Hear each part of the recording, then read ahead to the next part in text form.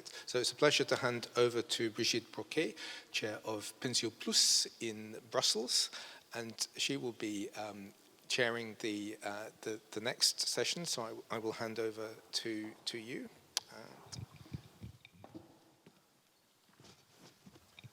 What I would suggest is, because we're running slightly over time, if we break at 3:15 and we have a short coffee break, if that's okay. So then hopefully we'll make up the lost time. Thank you.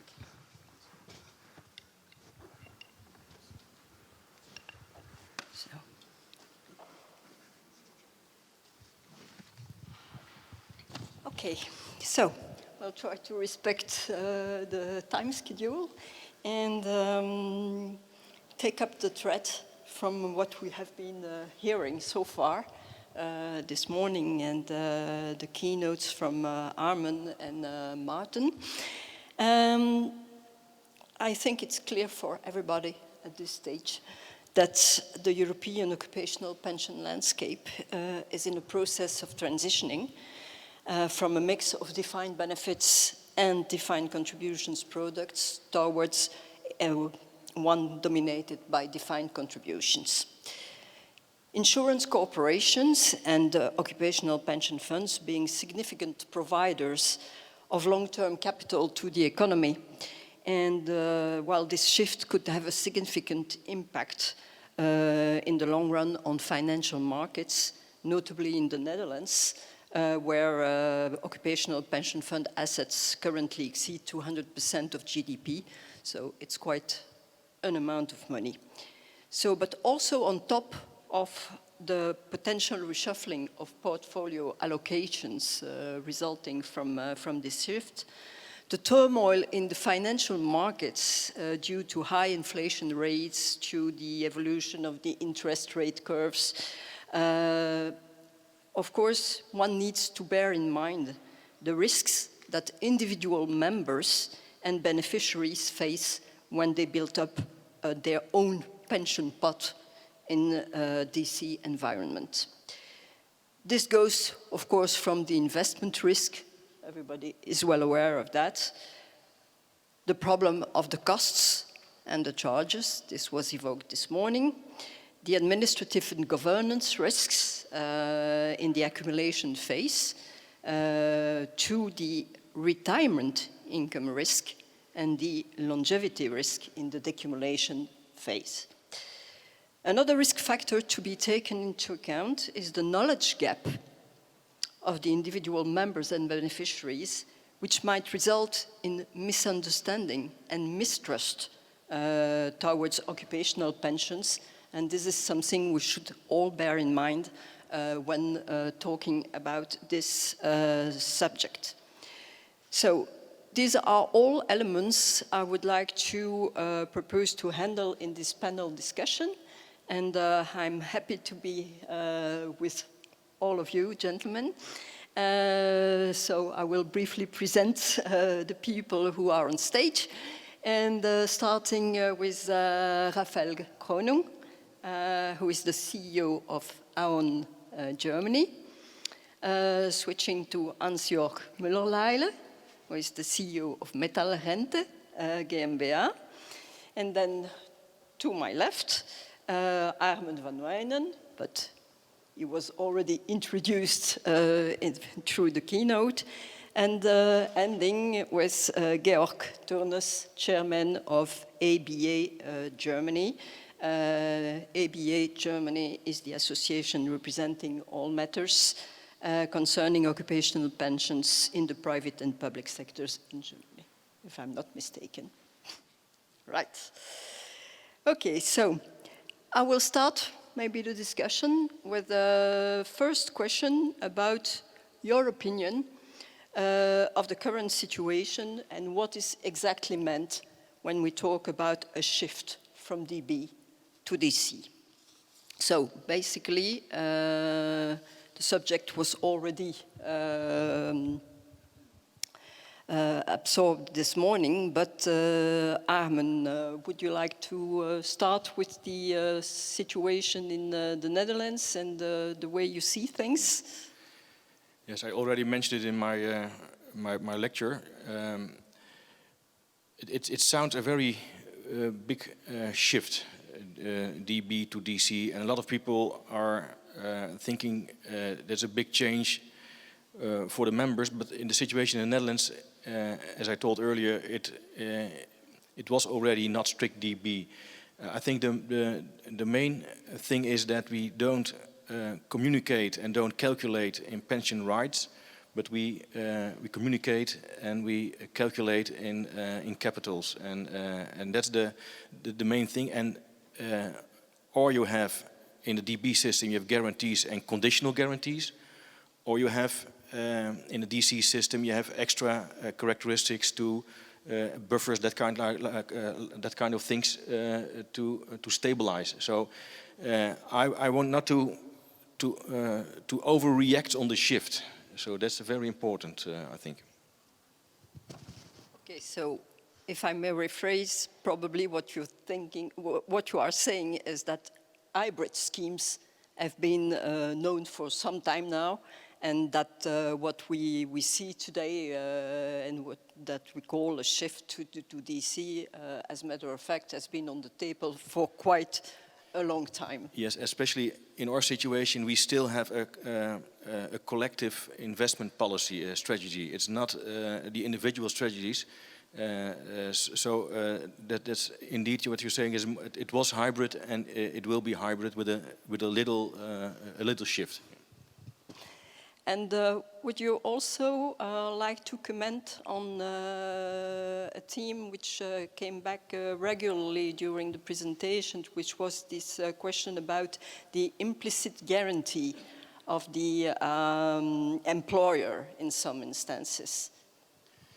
Yes, in the Netherlands, the last years there is not an explicit guarantee for the employers anymore. In some situations we had it, but especially in the big sector funds, they pay the contribution and then they transferred all the risk to the pension fund, and all the risk also to the participants of the pension fund. And that was also my point, that when we talk about the transfer of risk, it's not only transfer of risk from the employer to the employee, it's also the transfer of risk to the beneficiary in the pension fund. And that's another thing than transfer to employees, because there are a lot of people in the pension fund that are not an active member anymore, but are dependent on their pension. So that's a very important thing to take care for them also. That's also very important to have good buffers in the system and to protect them, especially in those times. Do you consider that these new developments, let's call it like that, might have an impact on the degree of development of occupational pensions in the Netherlands, and especially towards lower income people, for instance? What is your view on that? Yeah, we already have a lot of people that are part of a pension fund. Also the lower income funds, the industry sector funds. A lot of people there, and we have also a very good state pension level. And our second pillar level is providing a very good level of pensions. The only thing that is extra now is and extra important.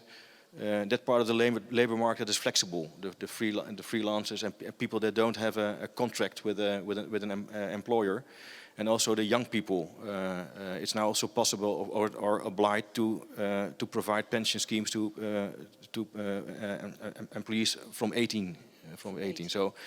We call it the white spots in the labor market. So one of the main issues now was also to provide more pension to people, also especially also the lower salaries. Yeah. Okay, Georg. What's the position on the German side of the border? Okay. Well, we could longly expand on this. If we don't say DB shift to DC, if we would say de-risking. then I would say that is taking place since the middle of the 80s, in my observation in German pension plans, but within the German framework. And in the German framework, until the new model that Martin showed before came on the screen, the employer always was reliable in a certain sentence. Yeah, at least subsidiarily, he was responsible to guarantee more or less for the pension promised. Yeah, that's the last step. Now, can we just shift? No, we can't. And there again, I guess Germany is quite different from the Netherlands. You complimented us before with the speed of the reform, but we are talking about different things, you know. In Germany, we expect at least, and both the law and the jurisdiction is on that route, let's say, that it's not so easy to shift to DC. Yeah? You can do it for new entitlements, for new employees, you can do it. But what I understand from the Netherlands, that you take the future service and take the past service even on that route far away in Germany. Therefore, the speed, if you mean by shift to DC, you mean the speed to this new model, which is real DC, in the sense that you pay the contribution and then you are free of everything as an employer. That will be a very long-lasting issue. The tariff partner, the social partners, they could even agree in Germany to change future service. Yeah? But I'm not sure whether our social partners are already far enough, and that's maybe the next difference to the Dutch people. And that is what we mentioned several times this morning already. But now I understood finally this morning that the Germans are not used to buying equities or taking equity risks. Yeah, why did I get this illumination this morning? It was in the speech right before lunchtime. Americans buy equities. You know why? Because it's more risky to bring it to the bank if it's the bank bankrupts every week. 2 banks bankrupt is by far more risky than just putting it in General Motors, whatever equities. No, that's the funny part. The not so funny part is I went to school in California in the middle of the 80s to the university, and I woke up in the morning and turned the radio on, and what did these guys say? Today there is a 90% chance of rain. At that time, you would never heard this in the German public wording to talk about probabilities. Yeah? So I think, and that's seriously meant, I think this education is slowly only on the way to make people aware that somebody said it also great this morning, that the fixed pension or the pension that does not sink, it doesn't help me. Nominal values are nonsense in a world where there is inflation. But this are very difficult to communicate learning lessons, let's say, and that will take a long time. And they influence also, in my view, social partners. Not now take the new system and yippee, I can do it with at least the future service and put everything in it. I personally would be happy if that would happen, but I'm, very cautious in believing that. Maybe a short note, because I didn't mention it in my speech, that the past service is also moving to the new system, and that's really typical, never done before somewhere in the world, and that was also one of the big debates in the Netherlands. But in my opinion, is the best for the whole system to have the whole collective and not have different regimes, because that's very inefficient. But that would not only be a problem for the social partners, that would be, in Germany at least, probably be a problem for the highest court of labor. Probably. Yeah, well, we'll be back to that topic later on, but as a matter of fact, when you look at this shift from a collective pension approach, it still is in the Netherlands. I understand it like that. But the fact that you have this shift from collective to individual pension structure, of course, it has consequences in terms of transitioning from the old world to the new reality. And of course, I wanted just to have a discussion with you about the treatment of the legacy in this transformation process. We were hearing this morning and beginning of this afternoon about collective risk sharing, about investment choice, about ambitions, about the inflation component, also the story annuities, lump sum, which is also quite new in a world of annuities so far. And also something which was not evoked, I think, so far is what is the impact of voluntary participation in the system versus compulsory participation. This is also something which is coming back. So this doesn't function in the same manner in the Netherlands and in Germany. And I would like to turn to you, Rafael, maybe to tackle this from a German perspective. Before I start, I'd like to once again confirm what Georg just said. When we talk about a movement from DB to DC in Germany, it's a process that has started decades ago, because we got insurance-based products which are considered DC-like, which are considered as DC from employers, with very little risk that the employer has to step in terms of the subsidiary liability that always exists when we look at German pensions. So when we talk about the shift to DC and we talk about the new system, the new pure DC, which Martin Thiessen just explained, we should bear in mind it has some characteristics, which are probably a little bit different when we talk about DC, when we compare it to different other countries. So when we talk about DC in other countries, US or UK or whatever, we typically have contributions, we have savings accounts, sometimes individual accounts, sometimes collective accounts, and then there is the point when the benefit falls due, when there's retirement, and typically we have a lump sum. And so DC plans are typically focused on the accumulation process and not so much on the decumulation process.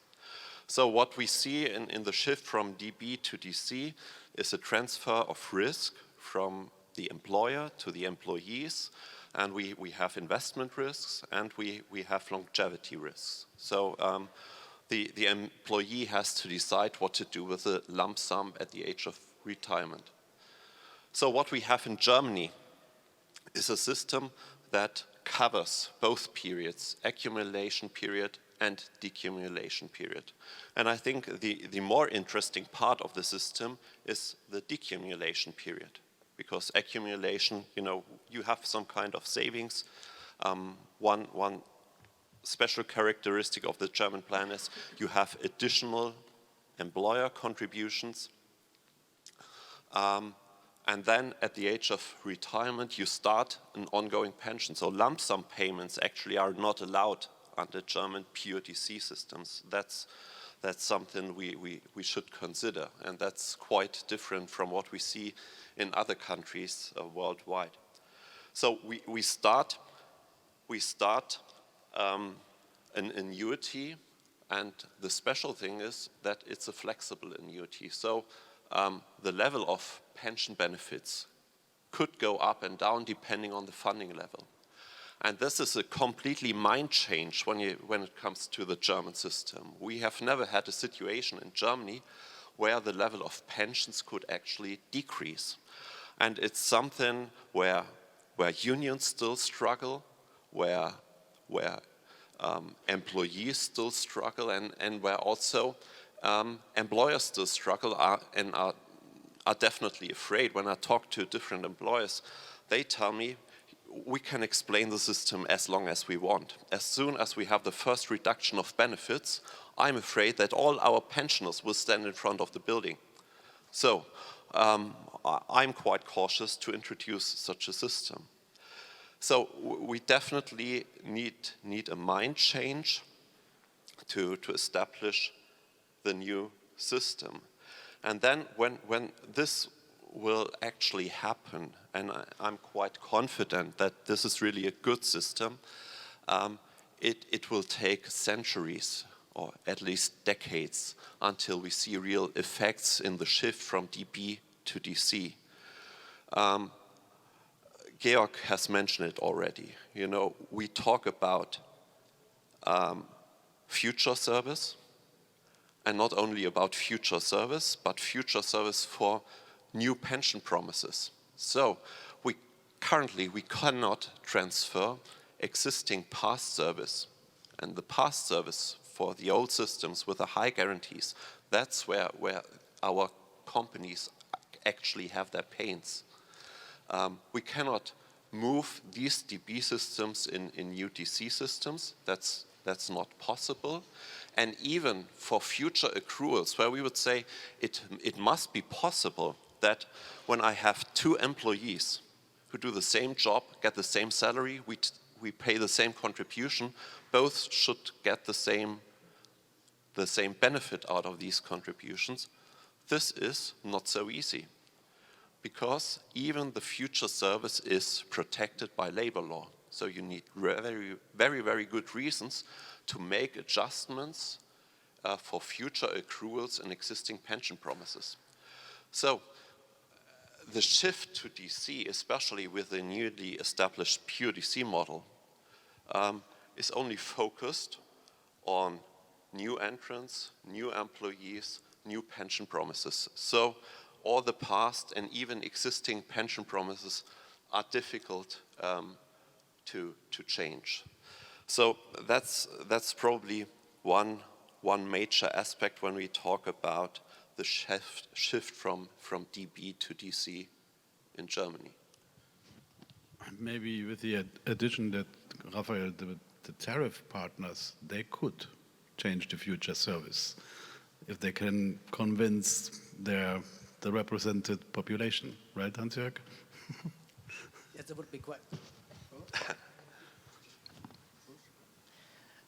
In theory, that would be quite possible, of course, but from an organizational standpoint for every trade union, of course, going back to what people already have in their pockets is an extremely difficult thing. But I think I also want to add to the major point that Rafael did. So the major difference between our discussion of DC and the discussion in Netherlands and various other countries about DC is from very, very, very different ground. For us, the major point is the lifelong annuity. This is not the case in international comparison. So this is the major thing where we and also our social partners and also my organization concentrates on. So to rephrase what Rafael said, so accumulation phase and collecting money is a pretty easy thing from a pension point of view. Making a good pension out of a lot of money, that's where the magic happens. And that's where we focus on as organizations and from a German political perspective. So like lump sum and other decumulation methods, they can add to an existing system for specific demographics, for very specific persons that might be. But the major point for the German DC is enabling a very, very good annuity. That's what we focus on, and I think that's very important for comparing not apples with oranges when we all talk about DC and probably mean completely different things. And Brigitte, you mentioned the point of educating people. You know, in Germany, go to an employee and ask him, what would you prefer? You know, you can have a guaranteed pension. It will be, let's say, 100. Or you can have a DC model. The probability that it's going to be 150 is quite high, 90%. It could be more or less 150. Then we start with a 150, and the probability that we might have to reduce it to, let's say, 130 is probably 50%. The probability we have to reduce it below 100 is probably just 5%. But still, even though it's complete nonsense when you look at it from an actuarial point of view, you know, you will never, or you will hardly ever see a reduction of the 150 to the guaranteed level of benefits you would usually offer in the old DB world. People would choose the guaranteed pension because the reduction of benefits is so much more painful than the guarantee. Economically, it's not, but the people perceive it like that. Yes. And therefore, I come back to my little example. There's a 90% chance of rain. Yeah, people are not used to think like but probabilities. And in the Netherlands, in the new legislation, this is also part of it to ask for the risk preferences of the participants. It's a very difficult part of it, but it's not the only source we have for the risk profile. In the legislation, it's also taught you can make use of scientific knowledge about risk, and also the wisdom of the board. So in the last part, we prefer also the wisdom of the board, and maybe it can be sometimes paternalistic. But I think some questions you don't have to, can ask to employees. So that's the policy we have to make a combination of these sources. So, may I ask Harmen something? Of course. There is this little shy word on your presentation, compulsory. If I look into our country, there are industries where it is a sort of compulsory. Chemical industry or banking industry, you just don't get a working contract if you don't also sign the pension contract. Yeah? We could call this compulsory. But beside that effects, there is a lot of distancing, let's say, towards the topic, both sides somehow. And why is it? Don't ask me. I'm asking you. How is the situation in the Netherlands? That's my debate techniques. Is that ever a problem in the negotiations? No. Do people just take that? Yes, because we see that we have for decades already, as I said, for more than 100 years in our pension fund, we have compulsory pensions, and a lot of people see that it gives a level of pension that is higher than in other countries. There are researches when you take a look to how the income level is for retirees in Germany against the Netherlands. It's on a higher level in the Netherlands, and I think that's a part of the culture that for more than 50, 60 years we see that the compulsory pension funds is a very good system to have a good incomes level. It's a part of the state pension, the second pillar. And sometimes I mentioned it as a kind of civilization that you take care for each other. There is solidarity, and everyone knows that you are only want to have solidarity when you're one side of it, when you have profit from it. But compulsory, you need to have a good solidarity for the whole system. And at the end of the day, it's better for everyone. We could debate that. If you need compulsory, no. Let me start other way around. If you are really solidaric, then you don't need compulsory. So you have to urge people to be solidaric somehow. Okay. Now we're coming in the field of a vision of human being and how do you. No, I guess an important difference is the relative size. And you don't want to tell me that the Dutch people are more solidaric than the German people. So we leave that away. We discuss that later on with the beer. I guess the relevance of the occupational pension in the Netherlands is a different one as the relevance in Germany. In Germany, it's a top-up benefit. It's seen as that on a huge state pension.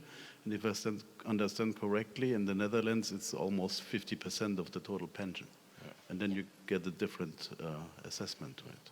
Okay, I take that beer from you. I will be I did solidarity not to say drink who your beer. pays. I didn't say who pays, yeah? No, I said, you pay. Okay, with regard to the knowledge gap and the perception of public opinion on the subject of complementary pension, we have started talking about the responsibility of the industry to deal with uncertainty and to take its share alongside the social partners, of course, and the sponsors to educate members and beneficiaries to cope with this changing environment. So we see initiatives being launched in EU countries around the subject, either by the supervisory authorities. I'm from Belgium, so basically we have this Wikifin Lab initiative by the FSMA, the Belgian supervisory authorities. And we have also, for instance, started targeted campaigns towards the younger working force by PensioPlus in collaboration with Assuralia, the Federation of Insurance Companies in Belgium.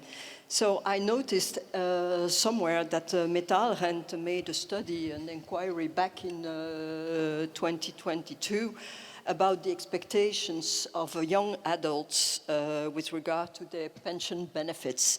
And I was really interested in, could you tell us something about the main findings of your study and how your organization is dealing with this information?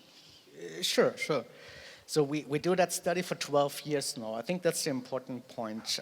So it's not like we go to the street and ask random young people how they feel about pensions. That would probably mean not good results. So what we do is for 12 years now, we revisit the same group of people in different stages of their age, in different stages of family planning, of their career.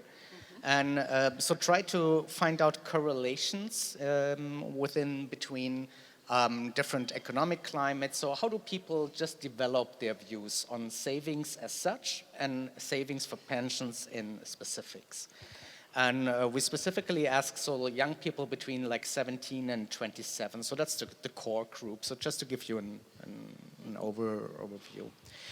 And what we see, the main points, I guess, is the young generation is depressingly realistic about their view on savings and pensions. So they have, to my surprise, a much better view on advantages and disadvantages of a public system versus a workplace-based system versus a private pension system. So they have a pretty good view on that. So what we can see is that it's like way over 90% of all young people are super aware of a pension gap.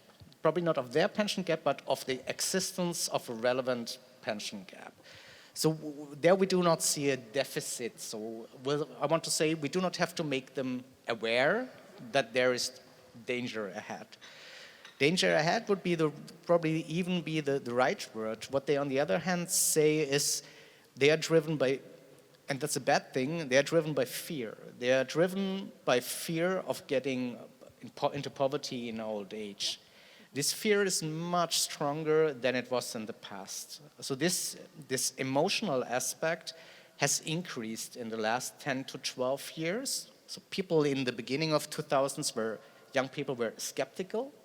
Now they are driven by fear, which is absolutely not a good news. What on the other hand is encouraging is we have seen a huge increase in leaning on the magic of capital markets. I'm exaggerating, no, but understanding the value, also the risks, but also the value of an equity-based process of saving overall and in savings, this is increased. Among male youngs, much higher, unfortunately, than among women. It's also a major takeaway of this study that we have that we see a much higher savings ratio under young men, a significant higher ratio than under young women with the same educational background and same age. That's also very, very significant. So what we see for the future and how we tailor our own communication strategy, we go there where the young people are. So we go to the company, we focus on people that are in the stage of apprenticeship, because the thing that I sometimes say is every pension is better than none. Every pension is better than none. And the real important part is to start early with as little money as you can afford. Because the major point why young people do not save or do not start saving is lack of spare money. And my major task is it's not important to start with 100 euros per month. It's fine to start with 10. It's fine to start with 10. Of course, you have then to focus even more on cost. It's even more relevant then. But it's fine when you're 17 or 18 or get your very first salary, just start with 10 euro. Better than nothing. And then increase when you can afford it. But yeah, that's a major thing. Okay. This is a question for all of you here. And if there are people who are listening to us, please feel free to intervene if you have something to add to the discussion. But is it your perception that financial and pension education would be a contributor to the deepening and to the extension of occupational pensions as a complement to the pay-as-you-go state systems in the different countries? Rafael? I would say the more we move in our systems from DB to DC, the more important the communication part will be in the future. When I get a letter as an employee and the letter says you get 200 euros, 300 euros from your pension, from your occupational pension systems, I have an idea how much I will get in the future for retirement. If I just get a number, how much is in my savings account, most people will have significant problems to see how much income for old age this might provide and what this means in connection with longevity. So I completely agree with Hansjörg when you said it's important to start saving, but I think we also have to talk about how much savings do we actually need. And this needs to be made transparent. I think when we look into the Netherlands, you start saving for your occupational pension scheme probably Thursday in the afternoon, and the rest of the week you work for your occupational pensions.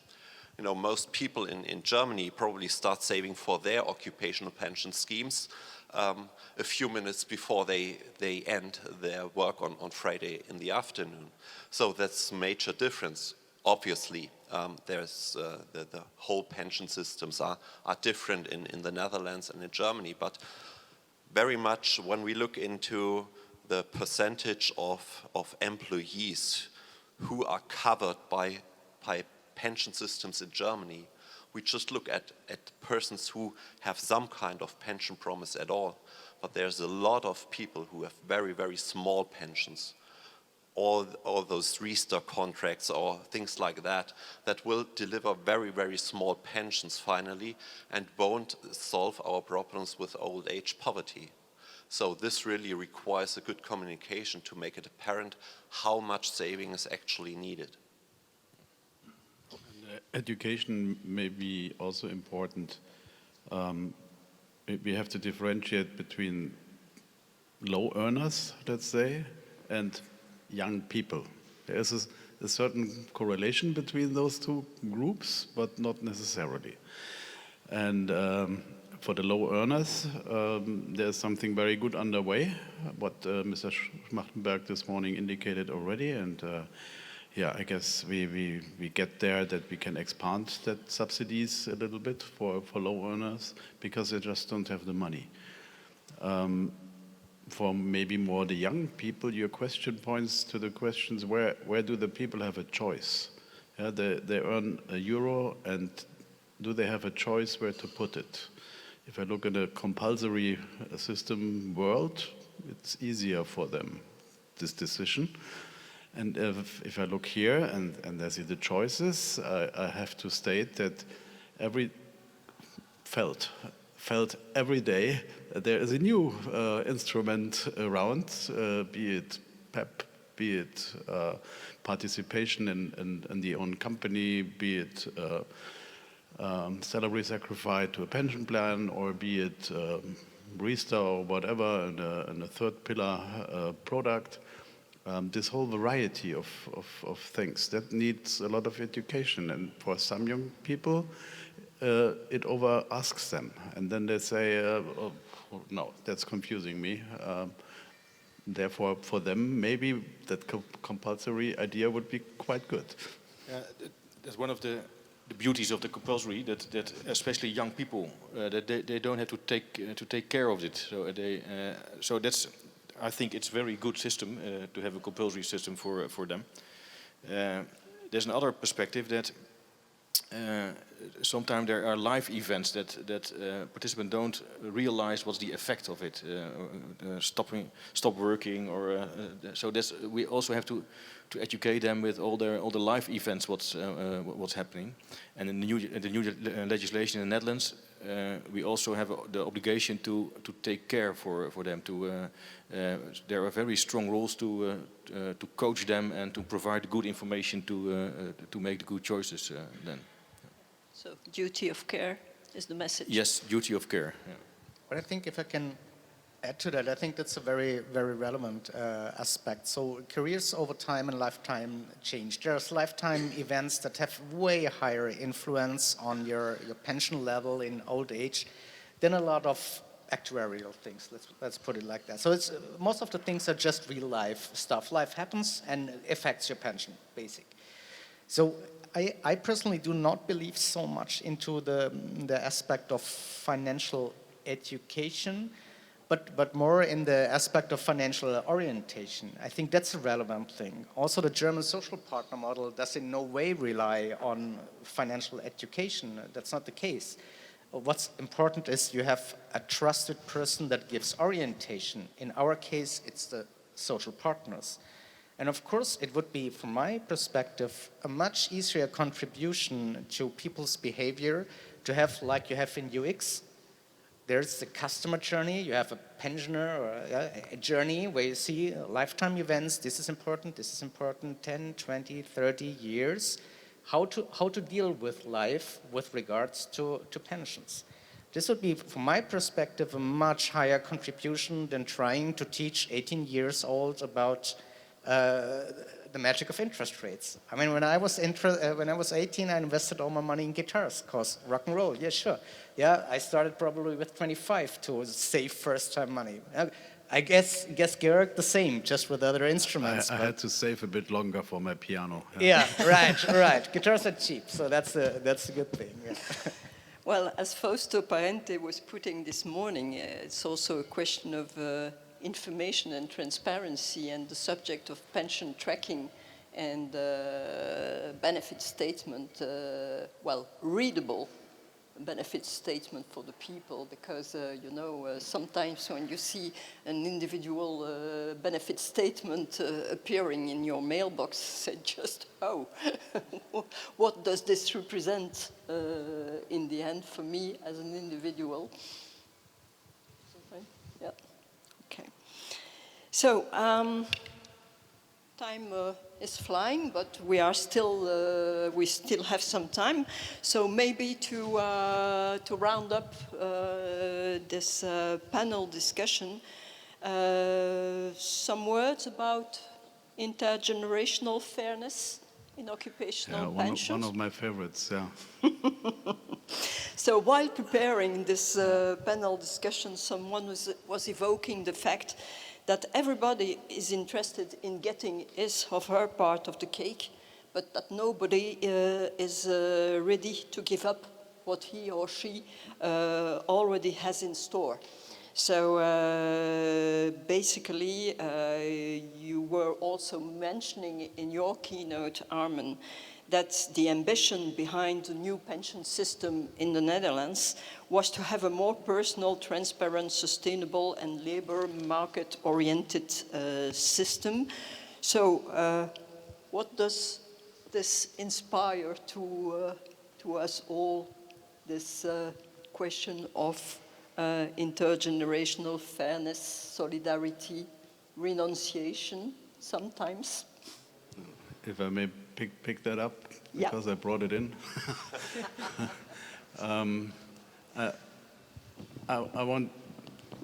I want to put it on a serious level, this discussion, okay? In economies, there are so-called systematic risks and unsystematic risks. Yeah?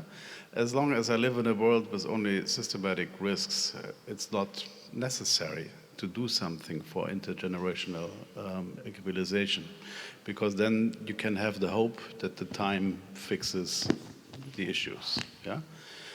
But if you have I messed it up. Systematic risk, yeah. But if you have a real fundamental change, like we have that in both the demographics and in Europe and the capital markets.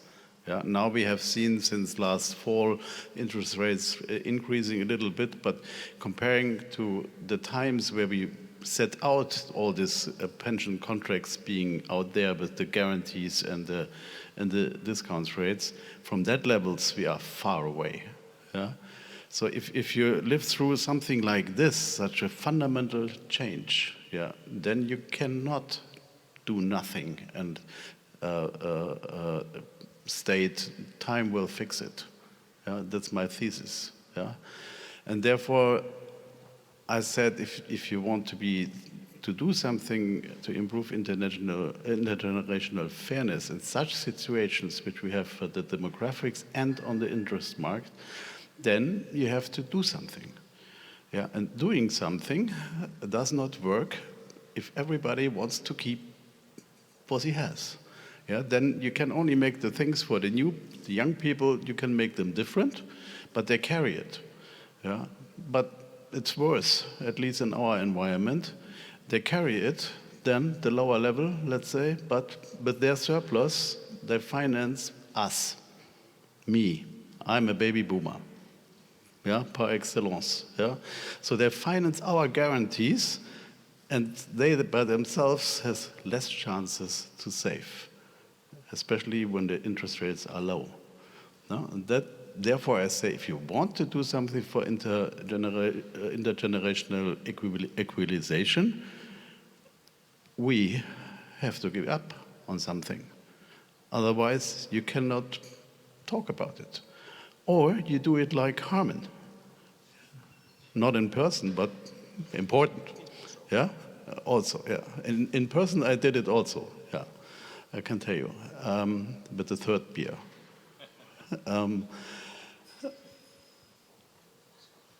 If you move the complete past service and future service to such a new world, then you have done the solution to be intergenerational, fairer, let's say. Then you have to work on your contribution rates still a bit, but then you're on a good route. But if you stick on a system being built on grandfathering, as we have it here, then we better don't talk about that topic. I agree with it. And indeed, it was maybe the most difficult part of the whole transformation. And I think that's because the generation of us, of the baby boomers, they have a very good memory of things that were done in history and for them, and they want to give up their rights. Then you need some wisdom, some leadership. But that's a really serious point, is it, how to achieve that. And I think that was in the Netherlands in 2019, as I mentioned, there was a big national pension agreement between social partners and the government. So it was a debate of more than 10 years, but this was the key point. We need to make a huge step forward. But still, until the day of today, there are big discussions from lawyers that have a debate about ownership of the personal rights, and it's not allowed, and we will go to the court, and we will go to the European Court, and we will see you, and we will take you responsible as a board member for it. So I think we have to take care of that. But still said that, we have to take this step to keep that the good things of the solidarity. I'm admiring your courage. I can say, as Aon, we oversee more than 20,000 different pension promises in Germany and a lot of pension promises worldwide. So when I look at these different generations of pension promises, what I see is that the level of benefits given by employers to employees has been decreased over the last decades. So each time you set up a new pension system, you usually get worse benefits out of it. One answer to this shall probably be the social partner system for the future. You know, the employer doesn't have to give a guarantee, so we probably get a better output from benefits by more aggressive investments and so on. So right now, what I still see is that companies, most of their expenses they spend on pensions are for the older employees or even for retirees. When we look at inflation last year, we have to make inflation adjustments. Inflation adjustments usually get the older retirees.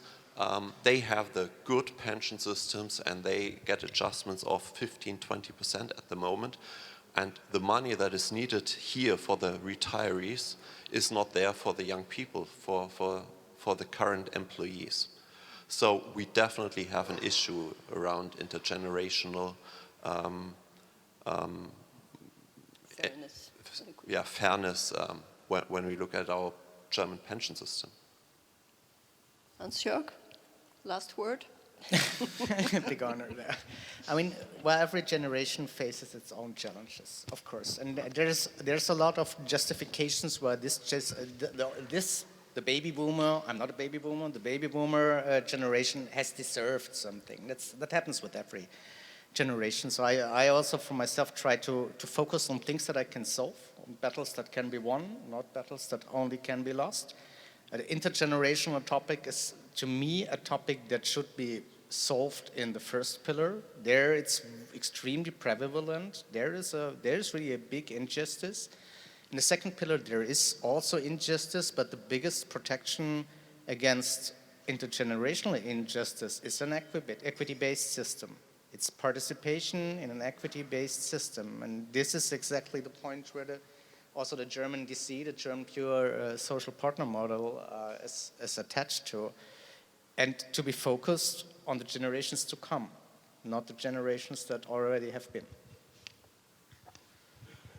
So, any reaction from the audience? Everybody is up. Okay.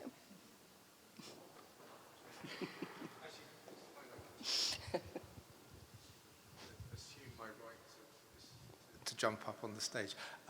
I had a question for Harmen actually because there's an issue around transparency and communication which came up, and something that I've been wondering when you jump to the new system gradually, you're talking about communicating to the participants in the pension fund about a monetary sum which is accumulated, but nobody is taking that monetary sum. There's no lump sum.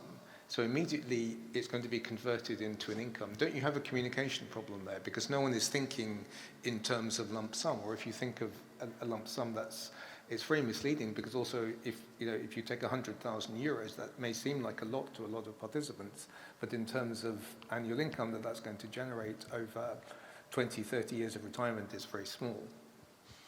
We have a lot of communication problems, and this is one of it, indeed. Now, we indeed communicate in the capitals, but then also in the estimation of the money that they will get from it, but with a kind of a range, good weather, bad weather, 90% rain, or so that's we still have to communicate in both ways, but the other way around. So that's we are not communicating only in lump sum in that kind of capitals, no, also in the estimated amount of money they will get, but with a range of uncertainty. Yeah. Very good. Okay. So Excellent. Any time other for point? coffee. Let's break. Thank you very Thank much you for to keeping so everybody. well to time, and thank you very much to the participants.